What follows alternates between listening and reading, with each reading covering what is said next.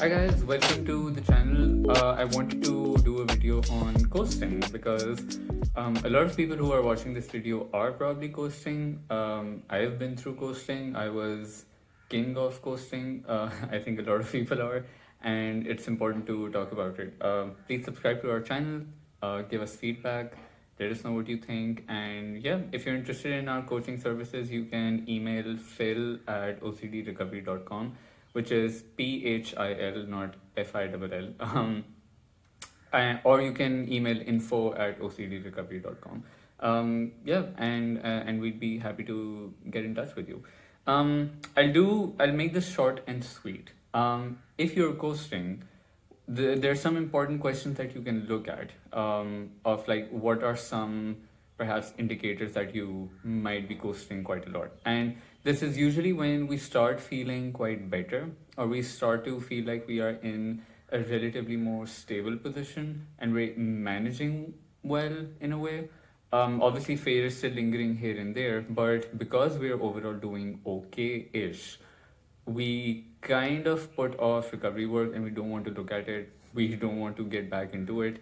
We want to just live our life, and we think that, okay, if I'm managing well, I'm fine with just managing well. I don't need to like go back into recovery because I don't want to trigger myself again. I don't want to think about OCD. What if I start thinking about OCD and start talking about OCD and it suddenly awakens the OCD in me? So no, I don't want to go into it. I'm just going to live my life, focus on the good things in my life, and carry on. But we all know that that never really helps, because sometimes somewhere down the line you will have a setback and you'll have a relapse, because there will be maybe like a stressful time in life, or there will be a very strong trigger or something like that that might make you feel like you have fallen off the wagon again. And that's because our beliefs and our perspectives are still very much in place, and that is why that setback and relapse happens. So which is important, that when you start feeling good, don't give up on recovery, continue with it, still stay focused on it, see what things you can look at. So these are some of the things you can look at. What are the compulsions you are still doing? Because most of the time we are still very much hooked onto compulsions, but they just don't take that much energy from us. They're not very time consuming. They're very relatively easier to do now, so that's why we carry on doing them. And we think that, oh, as long as I keep doing them and I'm managing well, so it's fine if I continue doing them. I don't need to get rid of them, right? So that is one way that OCD still keeps a foot in the door, right?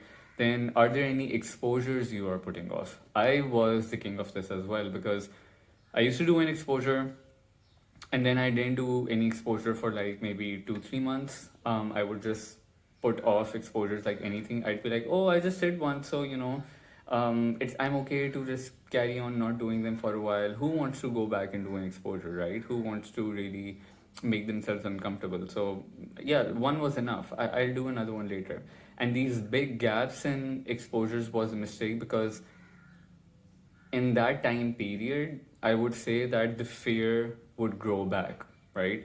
The thing that I had done an exposure with, if I had touched something and I had overcome that fear, in the next 2-3 months, I would feel the need to redo that exposure. So keep up the consistency and keep up the momentum with exposures. Don't put them off and don't put too many big gaps with them. Also repeat them. We recently did an OCD real talk on common mistakes. So I went into more detail about this on that video as well. So do check that out too.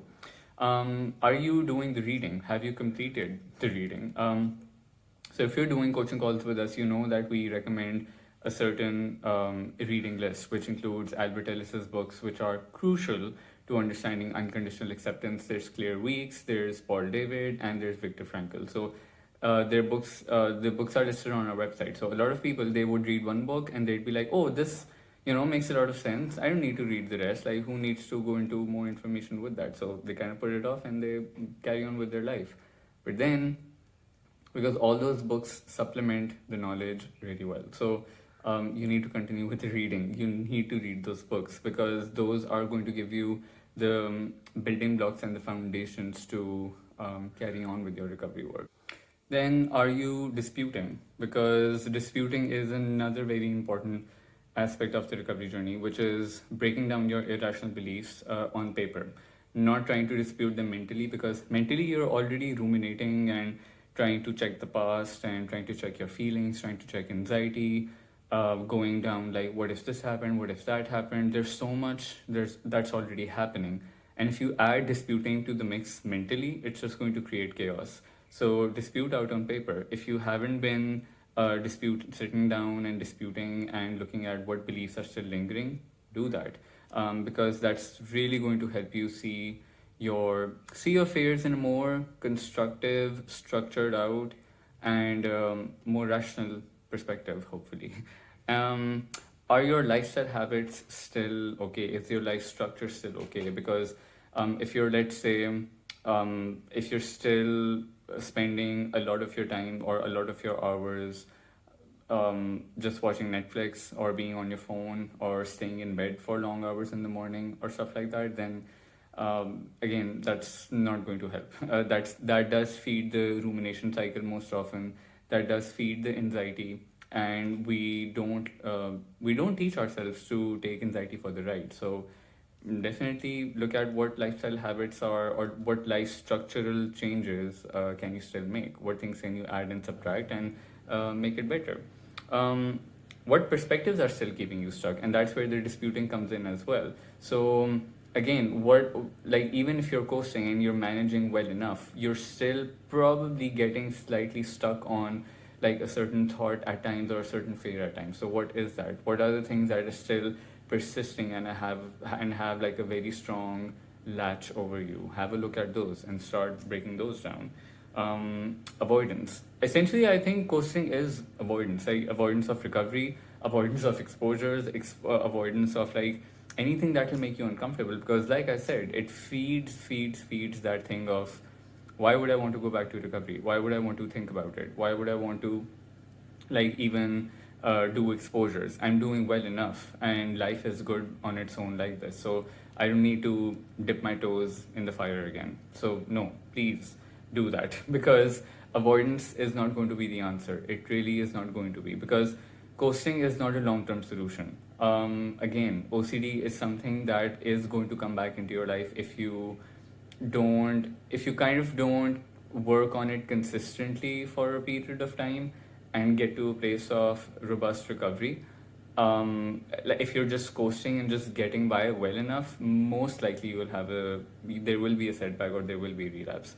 And sometimes you can manage well enough for even 2-3 years. Like we have people come in who start to do really well in life, they get back onto the life structure and everything, but there's still again compulsions lingering, and there's avoidance, there's exposures, and everything is happening, but it's kind of like happening still in the background, but over time it increases, and then 2 years later they have a setback or a relapse, and then they're like, yeah, I admit I was coasting. So we see that all the time with that.